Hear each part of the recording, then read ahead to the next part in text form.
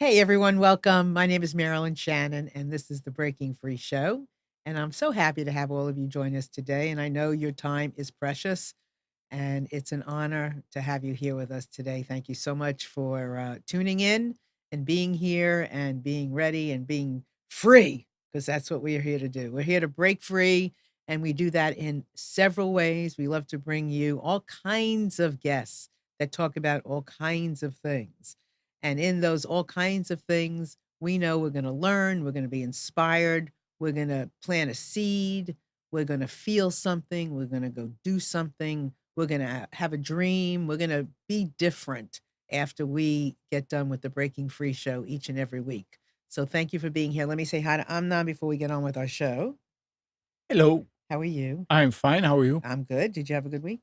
It was a great week. Yeah. What do you mean it was? It's still, I mean, Well, last we week. just started. Okay, you yeah. got me there. We- Last we had a week. great weekend. Oh, you yeah. did? Well, now your weekend is like Yeah. you got good weekends, right? Yep. You had a good week. You had a good Father's Day.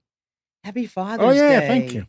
You're welcome. You're welcome. And happy Father's Monday to all the fathers out there and all the men that are just loving children and kind to children and even kind to animals, because that's what we're going to talk about today. So, for all of you men and women out there, today our show is about animals.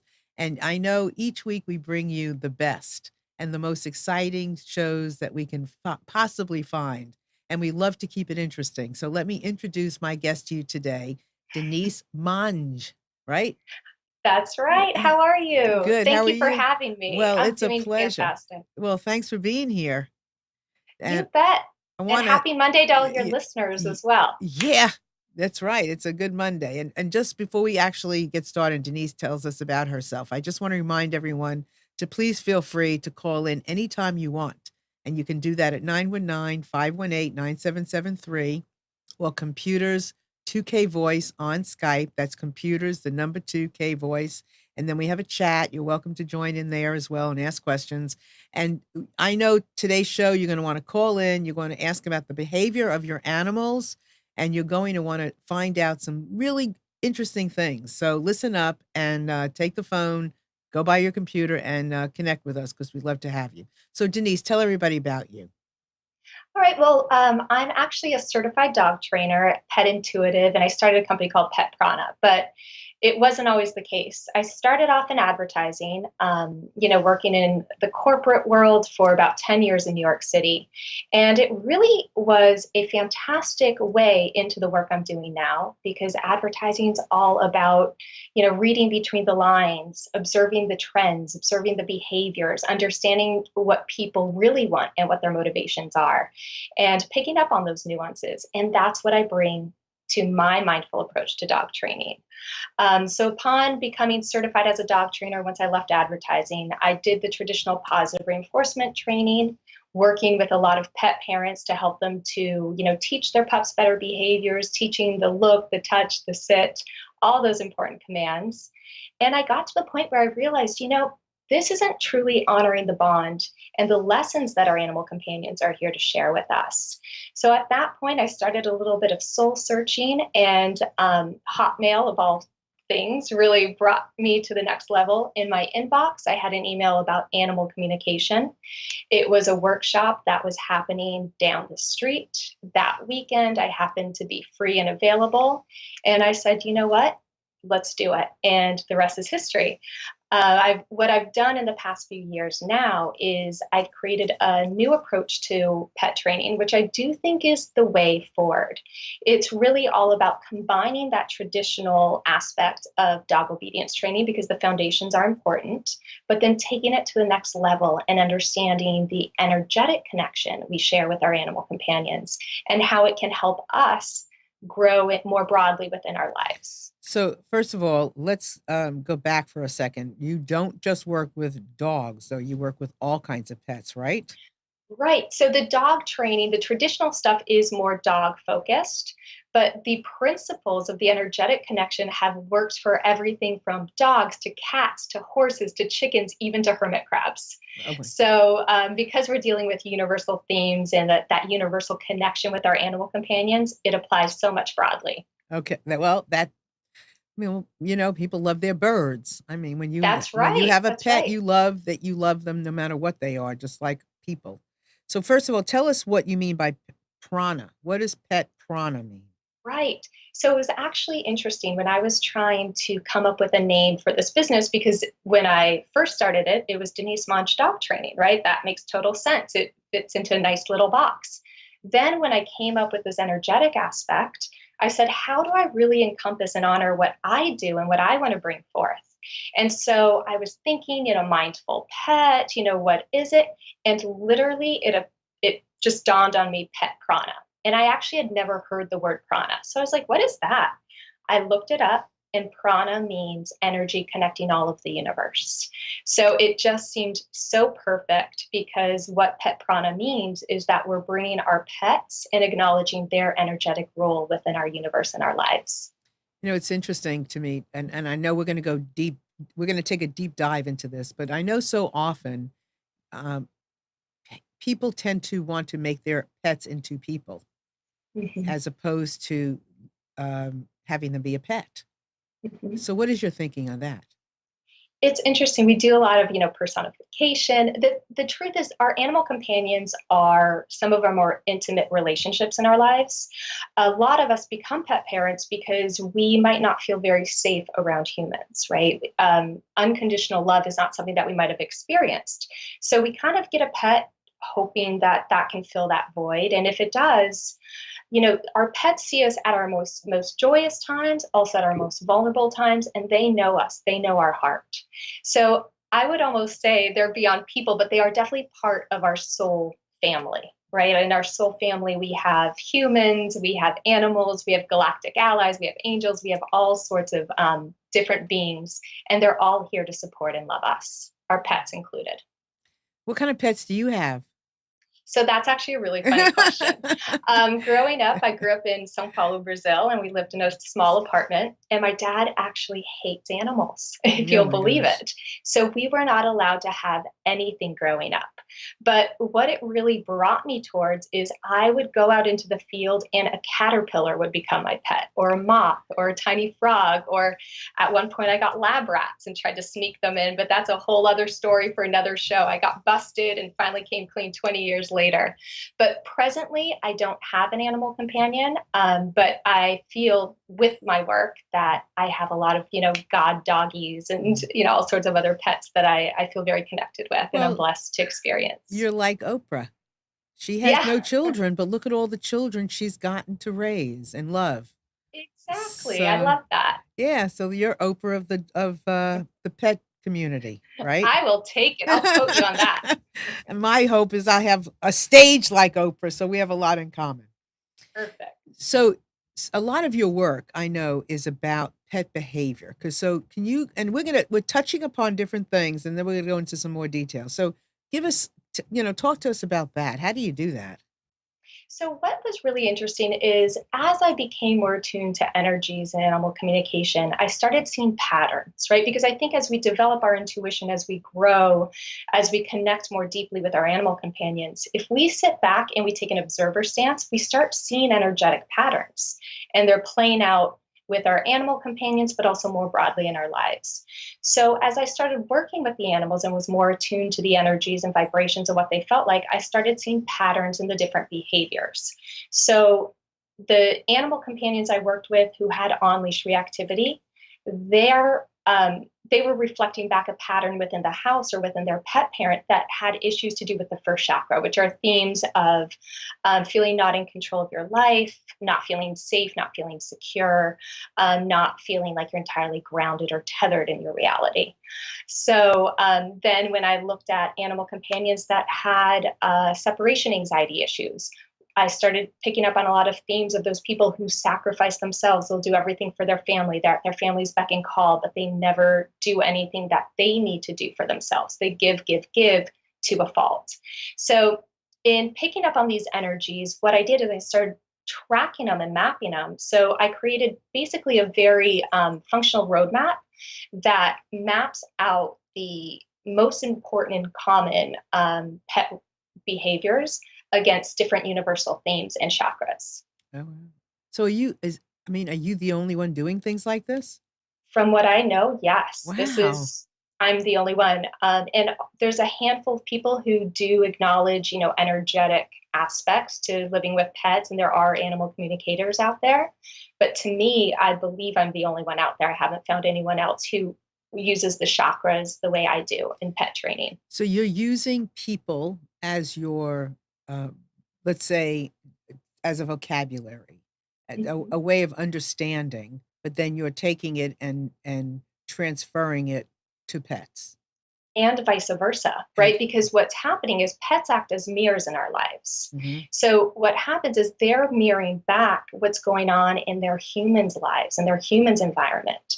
So whenever your pet's displaying some on-leash reactivity or any unwanted behavior or even a physical malady, what they're truly doing is they're trying to bring their human's attention to the vibration of a pattern in their life so that the human can move past it. Because when they move past it, and they also apply the traditional obedience training, our animal companions can move past the issue and behavior. And, they're smart little beings, these animal companions of ours, because if I just sat down with someone and I said, listen, we got to look at your, boundaries and boundary setting. You're really giving away too much of yourself and it's not good for you. People might nod along and be like, yeah, yeah, yeah, sure, sure, sure. But the second their animal companion is being affected by it, then they're like, you got my attention. What do we need to do here? So they're really helping us examine and stand up for ourselves. They're wonderful in that way. So I just had a flash. I mean, are you ever have you ever thought? I know you do pets, but I mean, you could just do this with babies. I'm not as familiar with babies. I do have two little nephews, but what I have heard is I do have people in my classes and courses that they don't even have pets, but they take the class because it's so universal. The themes are important and it's such a loving, supportive environment that I've been fortunate to create that people join whether or not they have pets. The chakra system is such a great way to help us unpack different patterns and issues and revisit them and reaffirm the ones that are working for us Mhm. and maybe revisiting and changing the story behind those that aren't. Interesting. So, okay, so tell me, like, what kind of behaviors have you spotted with animals that you relate to something that, the something has told you the behavior has led you to the something? Perfect. So, one of the behaviors that is very common is, especially with younger dogs or, dogs who live in city apartments, is the barking, nipping, and chewing, right? Those unwanted behaviors. So, what happens? I started looking into this, and what came up is the dog is absolutely frustrated. Basically, when they're barking at you out of frustration or wanting for attention, they're saying, come on, the time is now. Get your act together, get going. And it typically has to do with issues surrounding the third chakra, which is all about stepping into your power, taking action, and taking responsibility. So, a lot of times that translates into the pet parent's life, and we might find it with live callers. I ask them, what project are you ignoring? What do you need to put out there in a bigger way that you've been nervous about, whether because you're scared that it won't be perfect, or you're not sure of yourself, or you think, who am I to do something like this and put it out in the world? Where are you not taking that first step on your journey? And once pet parents, and every time, by the way, pet parents are like, oh, you got me. Okay, fine, I get it, I get it. Once they start taking those steps, combining it with traditional training, they find that the energy around the animal companion subsides because they're like, oh, good. Okay, you got the message. So their message, how do you know the message is for the pet parent and not the pet? So sometimes a bark is just a bark, but that's where I use my intuitive skills to kind of go a little deeper. Um, so I can check during our classes, I check in with the animal companion, but I also find that pet parents are incredibly intuitive. If you ask them a question, they know the answer deep down inside and they know their dog. They know when their dog was barking Mhm. because, a skateboard went by versus they're barking because there's something that they're trying to communicate. Sometimes they just need help unpacking what that message is. And regardless, no harm, no foul. I think it's always great for us all to look at our life, our behaviors, our situation, and see how we can improve. What are we doing that we should be doing more of? Or what do we need to shift within our lives? So it's really just an opportunity to revisit and re-examine. Okay, I have a question, but before I do that, let me just remind everyone out there to please feel free to call in if you have a question about your pet, you have a comment, you want a reading for your pet. This is the time, 919-518-9773. And you can also join us on Skype at computers, that's plural, the number 2K voice, computers 2K voice, so you'll come in on video. And then we have our chat, so you're more than welcome to put your name in there and ask your questions as well. So what is, And one yeah, go ahead. caveat on the Yeah, readings, I yeah, think is fair to say. yeah. There's different animal communicators out there, and each animal communicator does things differently and gets different kind of messages. Some animal communicators get information about, oh, I like my red ball better than my stuffed toy, or I like these treats better than that treat. What the animal companions tend to bring forward for me is going to be those themes around their human, right? So if you're calling and you're asking about a behavior, don't be surprised if they bring up some stuff about you as well. So I just want to make Okay. sure that everyone's comfortable with that. All right, that's a good disclaimer. So be ready that it might have something to do with you as well. So, feel Right. but don't let that stop you because okay, here we go. Hold on. See, you gave great information. We got an invitation. Hello. Oh, we're not there yet. Hello? Hello. Hey, can you hear me? Yes, I can. All right. Lower the computer. Okay. Computer's off. Okay. Now talk. All right. Well, I have a question about one of my dogs. All right. First of all, would you like to give us your first name? My name is Michelle. Oh, Michelle. Hey. Okay, so ask your question about your dog. My dog came to me as a rescue dog, and he's not telling what his history is exactly, but he did come after a car accident. And he was found by kind of a good Samaritan who took him to a vet, and they were talking about euthanasia, and he lifted up his head like, hey, if you're talking about me, I'm not ready to go just yet. So he ended up recovering in my mudroom and has been with me for 5 or 6 years now. He's real sweet. He's just had after his car accident, though, he had to have a ball and hip socket surgery. So he no longer has the ball going into his hip socket. And I'm always concerned about what pain he might be in and how much he can do, especially now that he's starting to get a little bit more age on him. Mm-hmm. So lovely. And what's your dog's name? His name is Dakota. Oh, I love that name. Such a strong name. Hi, Michelle. Okay, perfect. So thank you for sharing your story with us, and thank you for opening your heart and your home to Dakota. That's so lovely. He was at a crossroads and you took him in and your love nurtured him back to health. So a few things were coming up, and it's really interesting because a lot of dogs and pets in general don't like to talk about their life before being rescued. And the reason for that is sometimes that carries in the old vibration of the old life when they're looking to move on, right? Because how many times are you on a walk and people say, "Oh, what a cute dog. What's his name?" And they find out he's a rescue and they say, "What's his story?" Every time you bring up that story, you're bringing back up the energy of what happened in the past. So a lot of times our animal companions don't want you to know about that. Also, if there's been an incident where there's been a very big accident or something jarring before they came to you, you might have what they call a walk-in. And this is a little far-fetched, no pun intended, of a concept. But the idea is our animal companions have lessons to learn here as well, right? And sometimes when their lessons are complete, their little souls can, move on and they've done their job. But what happens is another little soul says, I can utilize that body because I don't need to learn the lessons of puppyhood. I just need to learn it from, 8 months of age on. So they hop in knowing that they'll meet you. So those are the two reasons why sometimes animal companions don't give you the backstory. One, they don't want to carry through the energy and have that kind of cycle play over again, that old story. But two, it might be a walk-in. So there actually was no story in the past. Now, Okay. specifically, it's interesting because you're talking about the ball and hip socket, and a lot of times that has to do with moving forward. So, where are places that maybe you're a little hesitant in moving forward and making changes? It might be a move, it might be changing careers, it might just be changing what it is you do as extracurricular activities, but it typically has to do with that.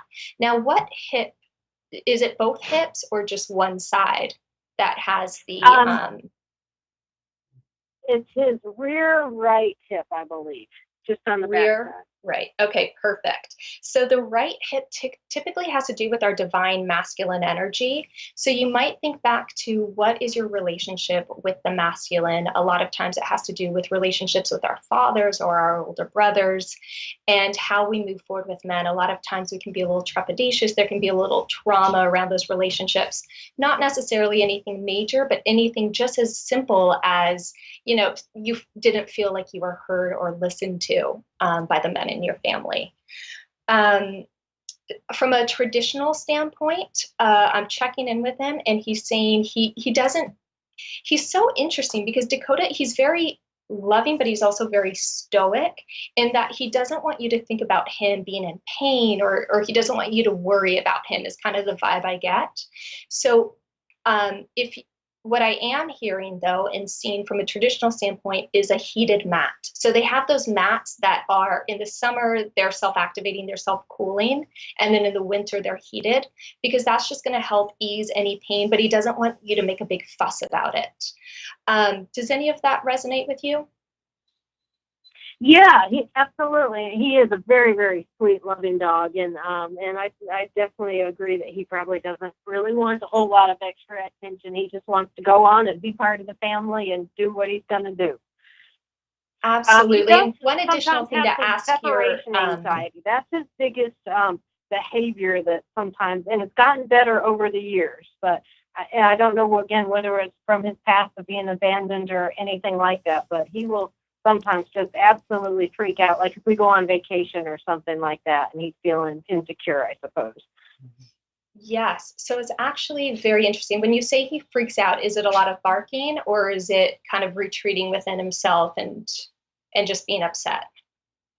No, it's more usually somehow that it comes outward. Like a Yeah. Christmas Eve, we went off to church and he pulled down my aunt's blinds, that sort of thing. Not too long ago, he was in a camper while the other dog was doing an agility event, and he just didn't like being in there by himself and pulled down a curtain. Perfect. So here's the energy that he's bringing up behind that. And again, this may or may not pertain to you, but this is the energy that he wants me to share. And it really Okay. goes back to, again, tying in with that male, that relationship between the masculine and the feminine, the male and the female. And the energy is kind of bringing up is this feeling of I'm not heard by the males in my family.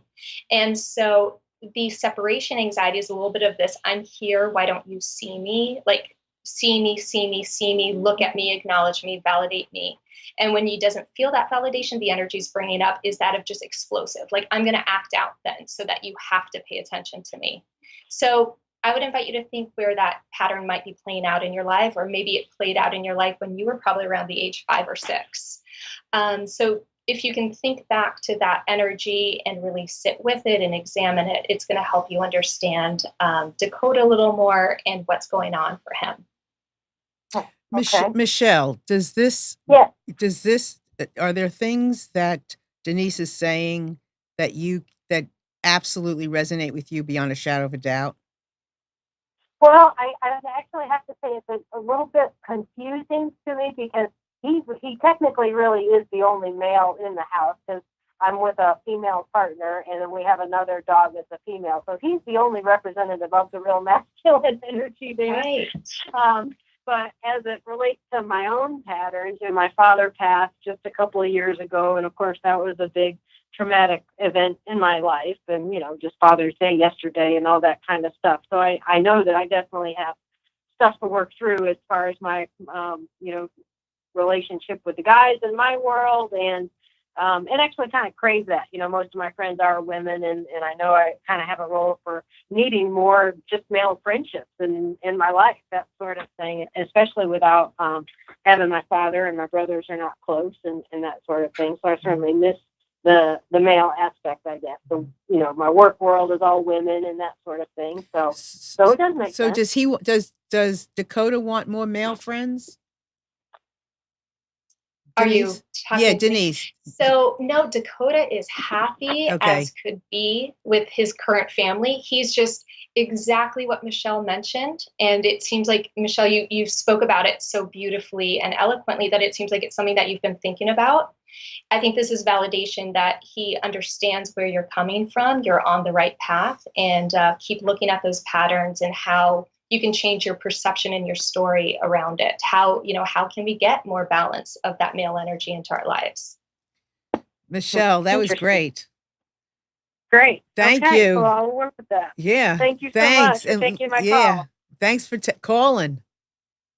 Thank you. Denise, thank you. So I just want to remind everybody, you're more than welcome to call in. Keep calling 919-518-9773 or computers 2K voice. And we have a chat, and you can come in there. There are several people in there as well. You can ask questions, you can comment, and we will answer them for you as we go. And that was really fun. I just want to thank Michelle for being so open and so honest, especially on a platform like this. So here we go, another caller. Hello. Hi, everybody. It's Chris. Hey, Chris. So just Hi, Denise. How you doing? I'm good. How are you, Chris? So just so everybody knows, Chris is our co-producer and does a lot of helping with me. So hey, Chris. Hey.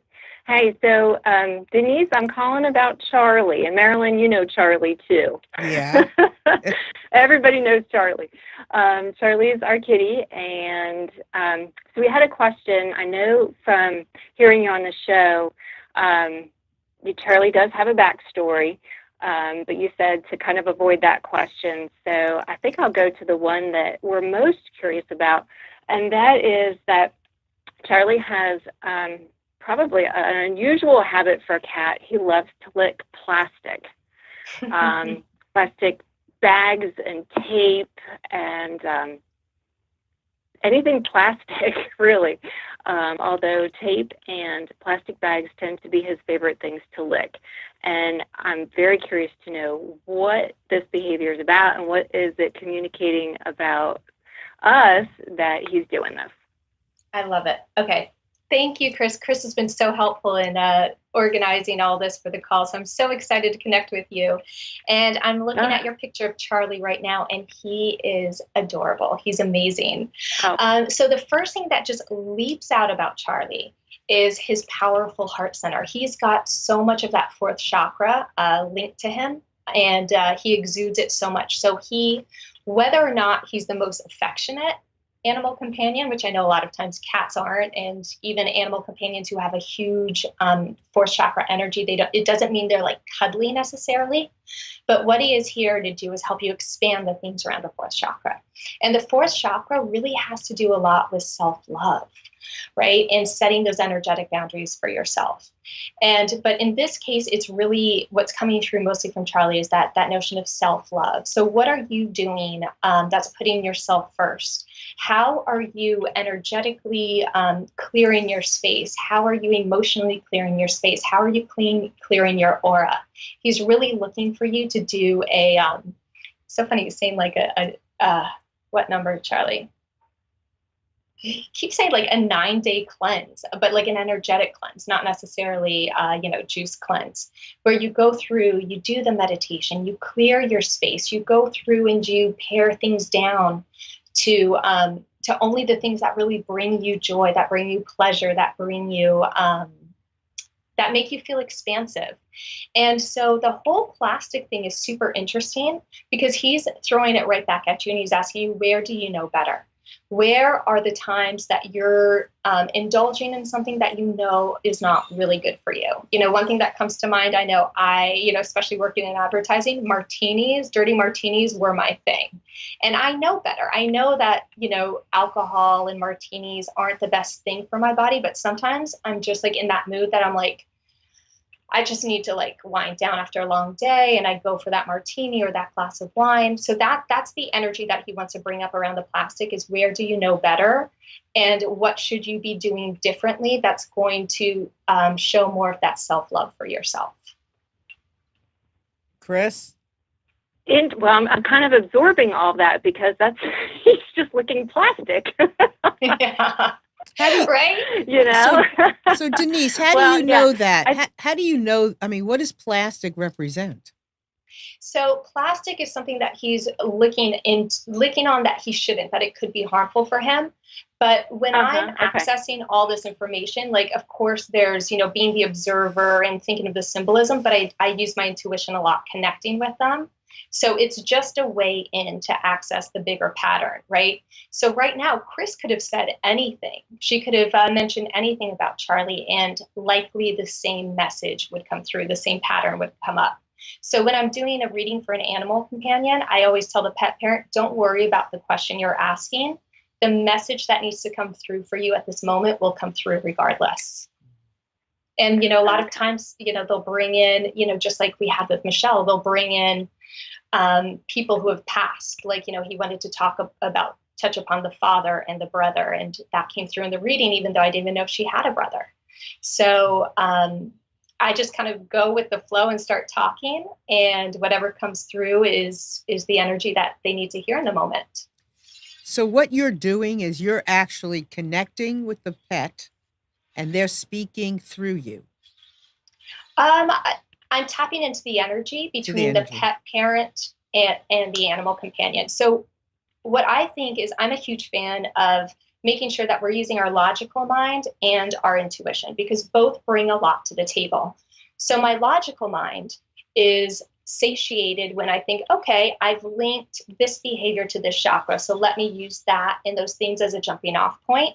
That gives my logical mind and the masculine aspect of me something to chew on and digest, so that my intuition can then fill in the blanks, right? And then I love interacting with people over the phone, because what happens is we start putting together these different pieces of the energetic puzzle until we get kind of the big, broader themes. So it's a little collaborative and it's a little intuitive, but we also use a little bit of our logical mind. We're trying to include everything, all aspects of ourselves. So Chris, what do you think about what you just heard? Oh, I think it's very powerful, because one of the things that I've started to do recently, which is part of my New Year's resolutions, which are, it's June 18th, so I'm a little bit behind, but I wanted to work really hard to establish a daily meditation practice. And it's kind of interesting, because Charlie is with me most of the day. Like right now, he's right here in front of the computer. As I sit here and work the show, and he usually is close by me when I meditate. So it's interesting what Denise is saying about him kind of trying to communicate that with me, and especially as I meditate, how close he sticks to me. Like sometimes he'll even sit right on the sofa behind me and he'll like flip his tail around my neck. So I guess that means like, keep it up, Chris, you're doing a great job. So I think that's great. Yeah. And I know this is also a little far-fetched there, but Charlie wants you to look into the Lyrans, Lyrans.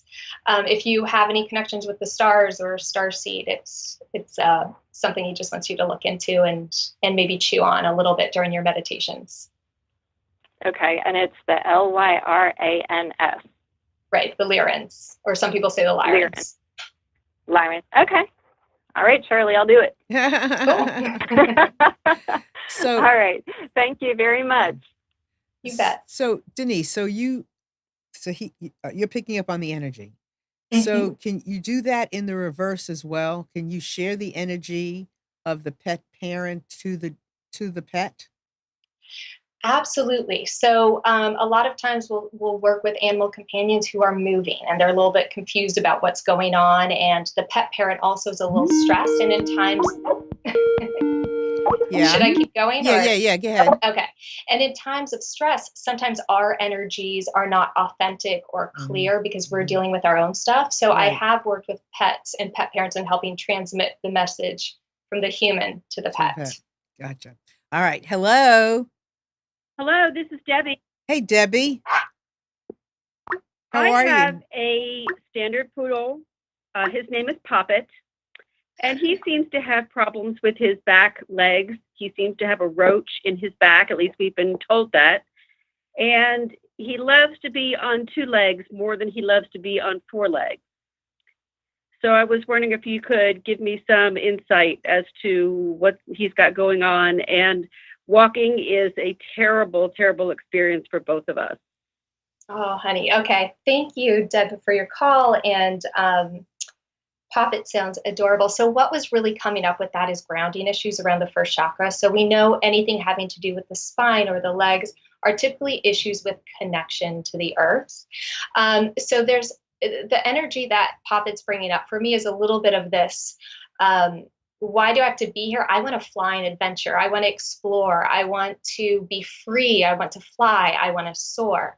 So it's a little bit what that translates in the human experience a lot of times is a little something having to do with this. Like, I have so many dreams. There's so many fun things I want to do and pursue. Excuse me. Why do I need to pay the bills and like deal with the everyday realities? Like, there's this feeling of like, I wish I had an intern who could just get my mail sorted and take care of the mundane day-to-day stuff.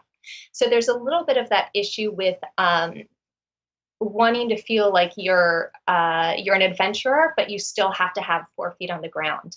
The other thing that's coming up with Poppet that he's bringing up energetically is a little bit of a trepidation around the first relationship in our life, which is the maternal relationship. So if there's a maternal figure that maybe didn't feel entirely safe to trust, or maybe you felt like you had to walk on eggshells around them, that's the energy that's coming up. That would be through me or for him?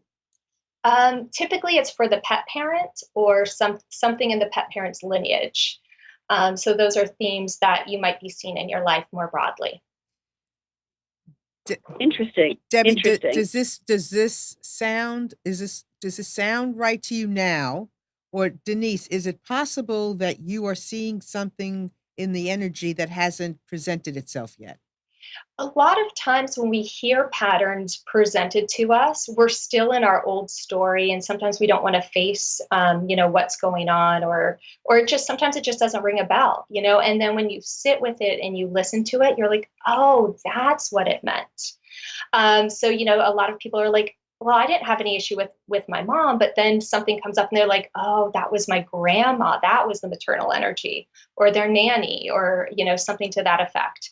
So sometimes it's helpful to just like chew on the energy and see what comes up. And the funniest thing that makes us laugh about Poppet is that he literally loves to pop. And if you give him a chance to jump, he loves to soar off of our deck. And I'm talking 5, 6 off of our deck. And he gets height and he gets distance. He would be one of those great dogs if you toss the Frisbee at him and he had to jump into the water to get it. He is just amazing. And he hits walls and he scares us because we think he's going to damage something in his body. But he just absolutely loves to be in the air. Oh, I love that. And I guess what I would theorize is that he's actually reflecting an aspect of that in you, this aspect where you fear no fear and you're courageous and you can soar and shine, whether it's in your gifts, in your career, in your personal life. Because when you speak about it also, there's this beautiful enthusiasm and almost this camaraderie. Like you get that energy. He's one of, you two share that secret, that power, that excitement about life. So thank you for sharing that with us. That sounds wonderful. What a funny little guy. Thank you so much. Debbie, thank you so much for calling in. And I think some of what Denise said about reflecting on it is really true because animals, they pick up things Mhm. that we may not even realize, or maybe they're picking up on it differently than we see it. So maybe if you put it in a little different term, maybe it'll even resonate even more. But I would be very interested in any one of these stories, hearing more about them as you go forward. So please feel free to connect with me anytime. I'd love to know more. Me too. Yeah, thank you. All right. So we have more people I know that want to call in. So take your time now, 919-518-9773 or computers 2K voice on Skype. And also we're in the chat and there's lots of things going on in there. Love to have. And I know Bonnie is trying to call in. So Bonnie, this is a good time now for you to call in so you can try. If I don't hear from you in the next moment or so, then I will go ahead and read your question, but I want to give you time to call in. So please feel free to do that. So Denise, what is the most extraordinary animal you've communicated with? Let's see. It's funny because they all are so wise in their own way. I think that the most extraordinary, or the most uncommon animal I've communicated with was a hermit crab. I mean, you don't think that they have a lot to say, but they actually do.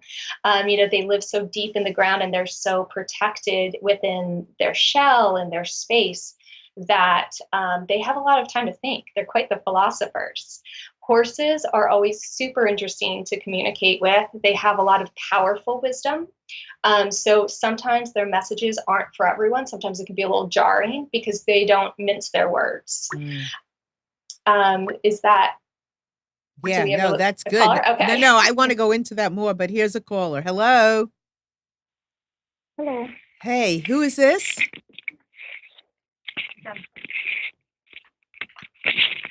Hello, who is this? Jennifer. Jen? Yes. Hi, how are you? Hi. Good. How are you doing? Good, good, good, good. So, would you like to ask your question? Sure. Hi, Denise. Hi, how are you? Hi. I'm doing good. Nice to catch you on this. Oh, thank you. Nice to have you here. Thank you. Well, my question is in regards to a retired working dog that I adopted, but she comes with basically special needs. We don't know her previous history, but she basically has difficulties walking, and she seems to be very exercise intolerant. And we've been incorporating acupuncture, chiropractic, essential oils, and rehab. But I feel that maybe it's making her worse. Okay, so what's really interesting, and what's her name? Sorry. Her name is Cora.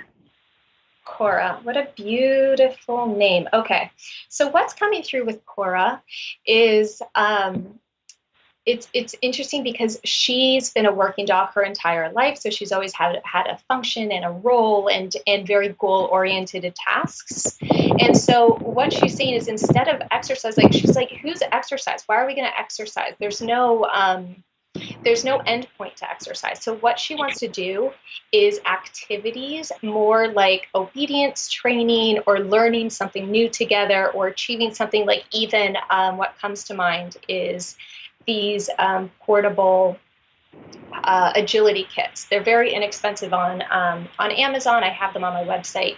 They're fantastic because even though she doesn't have high mobility, she's very goal oriented and she wants to do things, but she wants to do things where she's feeling like she's being productive. There's that whole, the energy she's bringing up is that don't send me to the glue factory yet. I still have a lot of good years in me. So I don't know if that resonates in you at all with the energy of, I still want to contribute. I have a lot of good years in me. Don't discount me just yet. But that's a lot of what she's bringing up.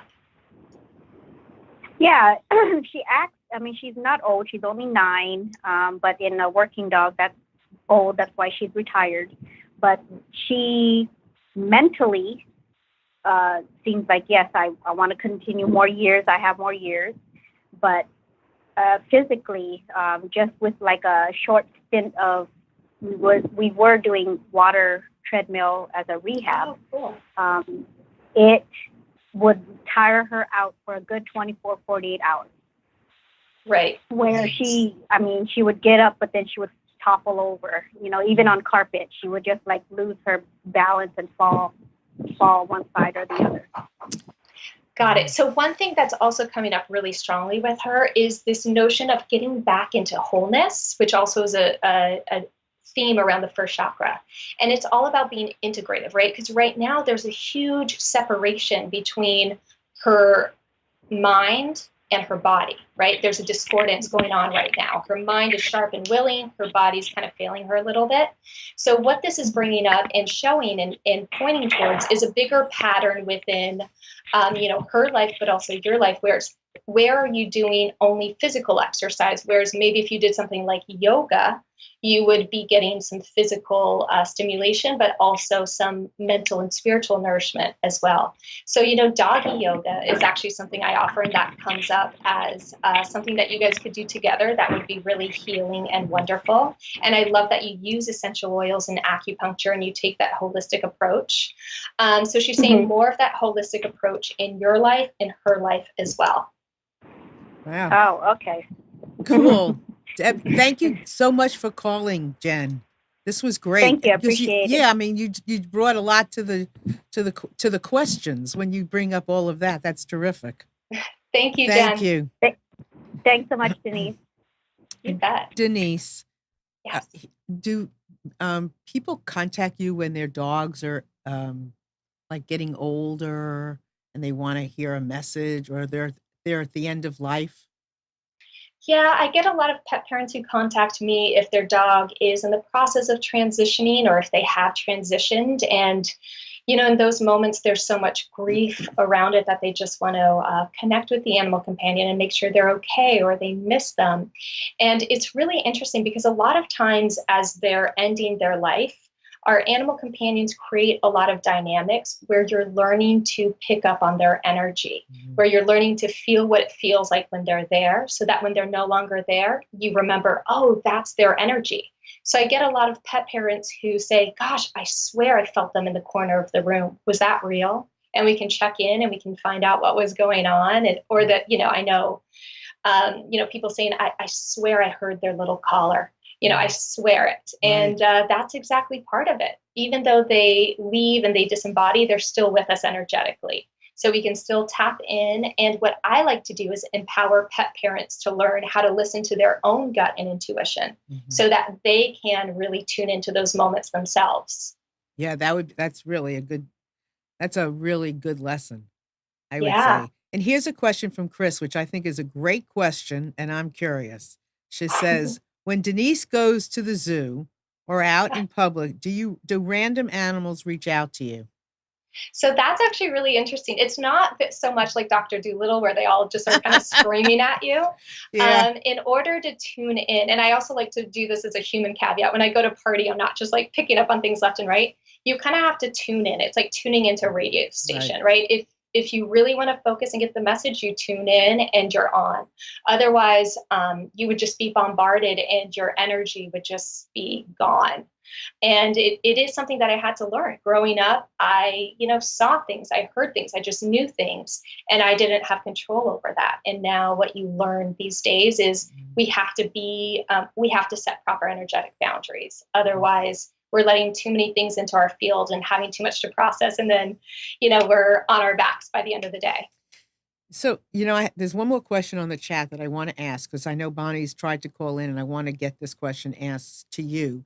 But Okay. I want to know from you, how has your life changed now that you Wow. have opened up and you're so connected to all these pets and you're hearing all of this? How's your life changed, shifted? What's it like?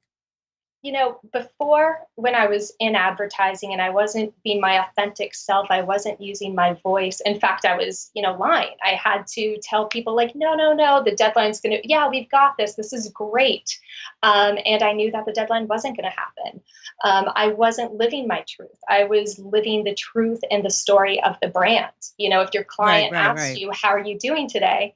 You have to say you're fine. You can't really have an open relationship. So I think that what's happened is I've stepped into my authenticity, and people are, the world's brighter. People are more open to speaking with you. They want to hang out with you. And I just feel much more connected to who I am and myself. Physically, in advertising, I developed a thyroid issue, which of course has to do with issues of the fifth chakra. And coming out of it, I've been a lot healthier. I've been just a lot more me, if that makes sense. Yeah, it does. And but being part of the animal community, I mean, it's like you're living in both worlds, so to speak, both communities. How is it living in the animal community as much as you are? Like being able to hear animals. It feels like a homecoming, to be honest. I think all of us are straddling, the 3D reality and the 5D reality of the age of Aquarius and the new earth, or, whatever you want to talk about, however you want to say it. We all can relate with being in our world today, but striving towards a better tomorrow. So we all straddle between these worlds. We all have a little bit of this separation between our work life, our personal life, our spiritual life. And when I first came out as an animal communicator, I was like, well, I'm only going to tell certain people, and then I'm going to keep my traditional training separate. I'm going to have 2 different websites. And what I found is that does not work. The world is asking us more and more to bring all aspects of ourselves together. All parts of the world. That's right.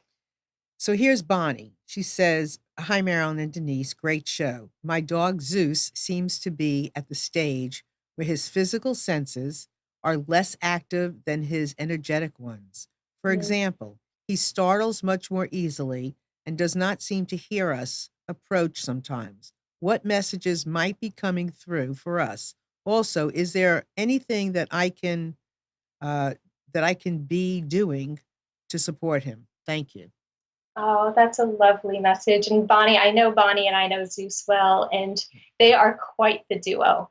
And so, this kind of segues a little more into our conversation about transitioning animals. Sometimes our animal companions aren't ready to go for one reason or another.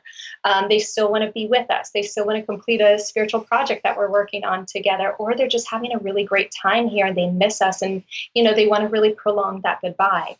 What we find in that time is sometimes when there's a lot of this waffling back and forth, am I leaving? Am I staying? Their little souls start coming out of their body a little bit. So they do startle because they're not fully in their bodies and aware of their surroundings. Sometimes they're kind of floating in between, and then something jarring happens and they get pulled back. So energetically, what I would say is also it's a message to Bonnie to consider where in her life is she not where she's splitting her focus too much, right? Because sometimes we have so many obligations, responsibilities, people we're caring for, and that just fragments us.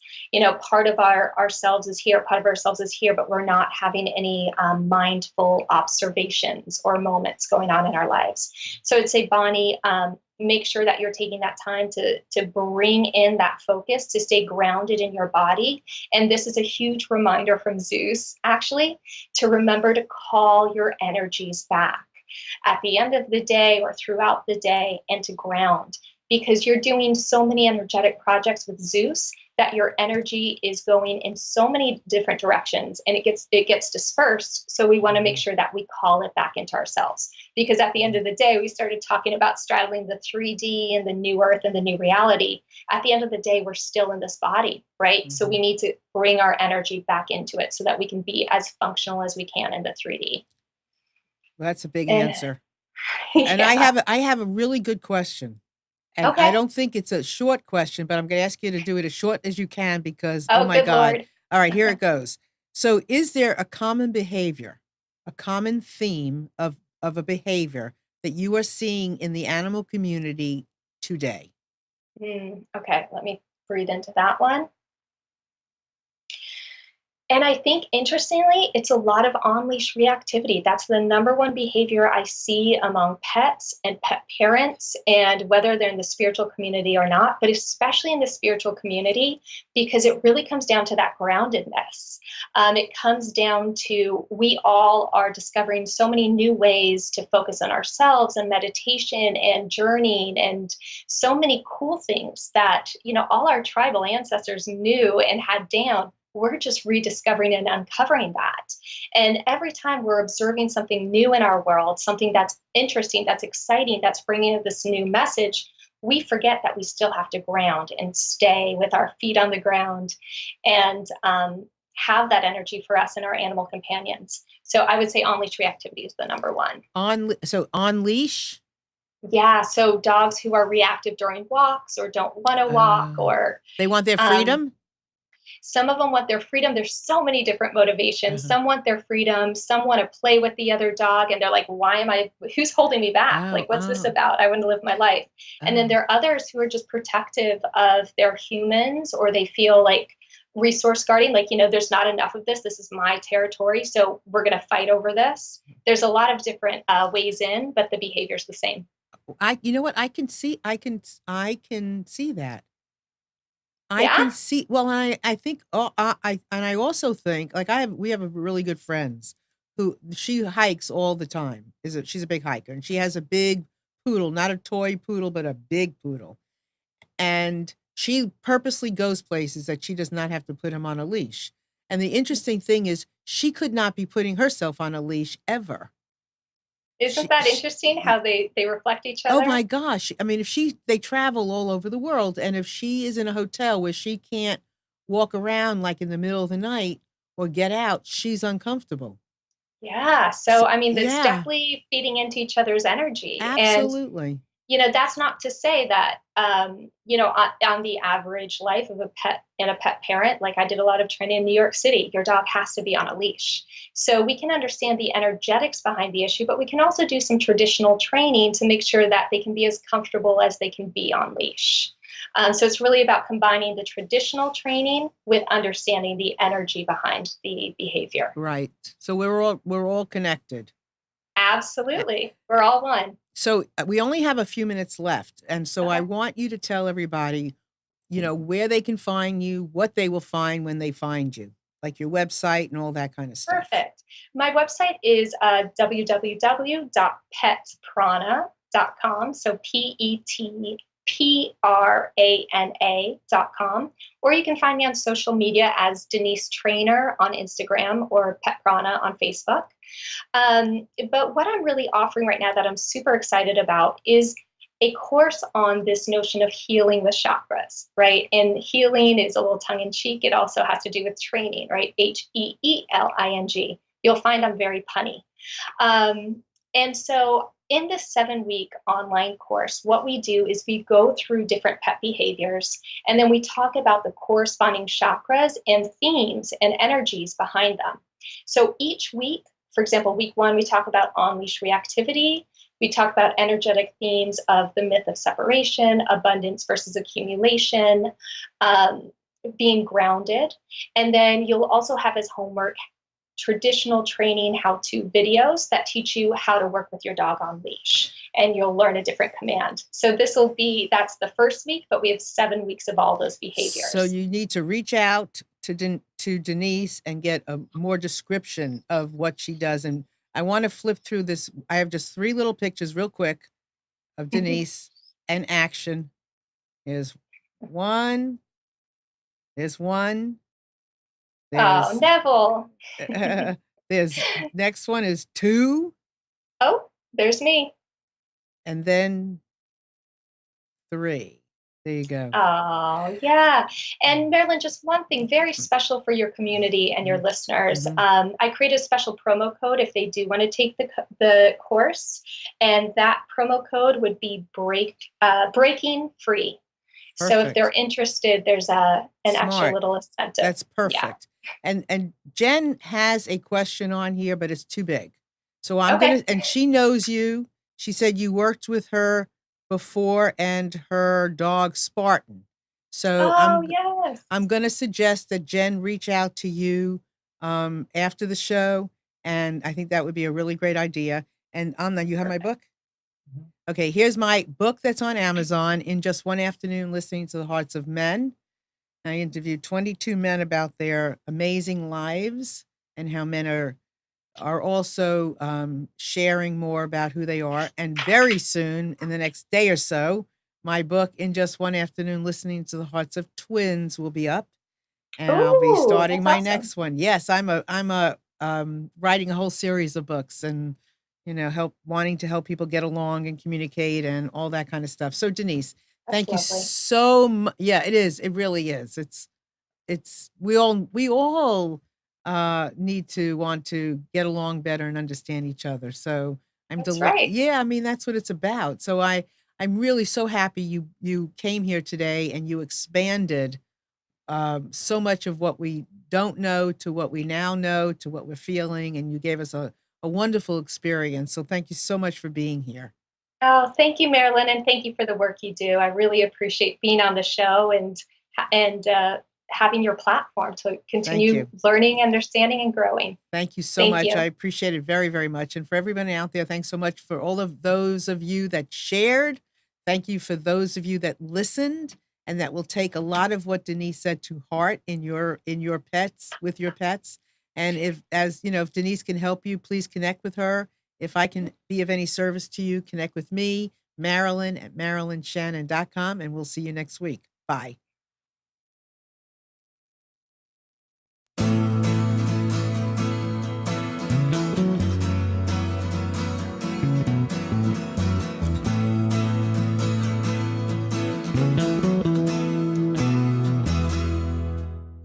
You are tuned to the Nissan Communications Network. If you tuned in too late, you can always watch each program in its entirety or download an MP3 audio file of it in the archives section at nissancommunications.com. Don't forget to subscribe to our YouTube channel, follow us on Twitter, and like us on Facebook. Sponsored by Telestream's Wirecast software, StreamingGear.com, Carolina Apparel, and DeltaForce.net.